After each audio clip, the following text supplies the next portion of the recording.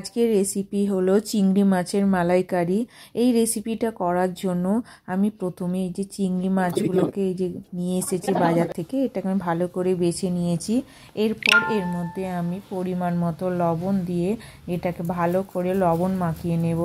আজকে আমি চিংড়ি মাছের যে মালাইকারিটা দেখাবো এটা একটু অন্য টাইপের, মানে অনেকে অনেক রকমভাবেই করে, আজকে আমি একটু তোমাদেরকে অন্য রকম করে দেখাবো।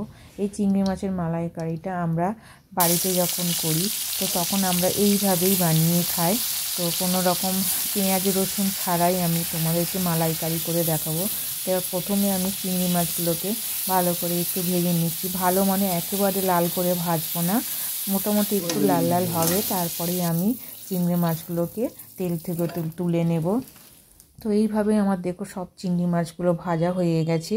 আর এরপর আমি ওই তেলের মধ্যেই দিয়ে দিচ্ছি 30 গ্রাম পোস্ত বাটা, 10 গ্রাম কাজু বাটা আর 10 গ্রাম আমি নিয়েছি চারমগজ বাটা, দিয়ে একসঙ্গে এটাকে আমি মিক্সি করে নিয়েছিলাম।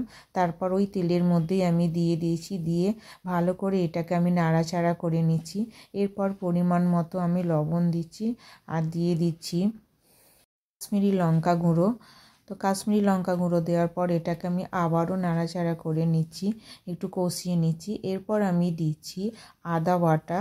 তো আদা বাটা দেওয়ার পর আমি আবারও মশলাটাকে কষিয়ে নিচ্ছি আদা দিয়ে। এরপর আমি দিয়ে দেবো এর মধ্যে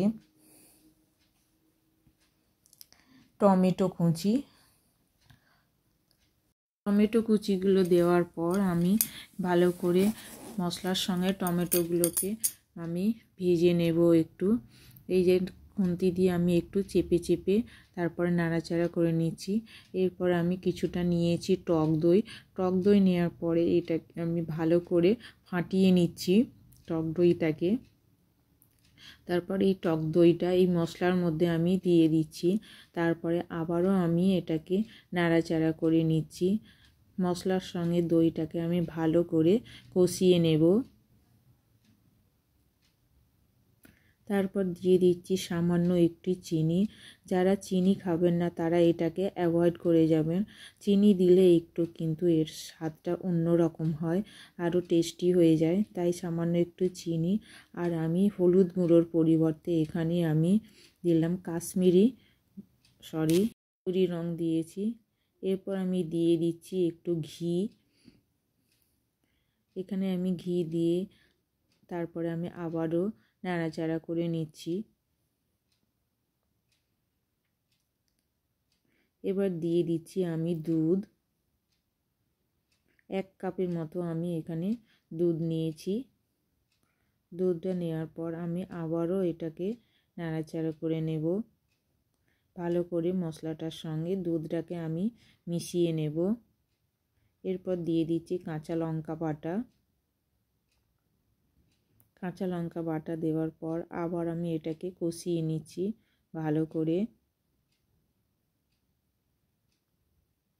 এবার দিয়ে দিচ্ছি গরম মশলা গুঁড়ো। এখানে আমি গুঁড়ো গরম মশলা ব্যবহার করেছি, বাজার থেকে কিনে নিয়ে এসেছি। তো সেই গুঁড়ো গরম মশলা দিয়ে ভালো করে আবারও আমি নাড়াচাড়া করে নেওয়ার পর একটু ফুটে যাওয়ার পর এরপর আমি দিয়ে দিয়েছি সব ভাজা চিংড়ি মাছগুলোকে। চিংড়ি মাছগুলোকে দেওয়ার পরে এটাকে আমি আবারও একটু নাড়াচাড়া করে নিচ্ছি, মশলার সঙ্গে চিংড়ি মাছটাকে ভালো করে মিশিয়ে নিচ্ছি। এরপর আমি কিছুক্ষণ এটাকে একটা ঢাকা দিয়ে ঢেকে রেখে দেব। ঢাকাটা খোলার পরে আমি দিয়ে দিচ্ছি একটু গোলাপ জলটা দেওয়ার পরে আবারও আমি নাড়াচাড়া করে নিয়েছি। আমার চিংড়ি মাছের মালাইকারি রেডি।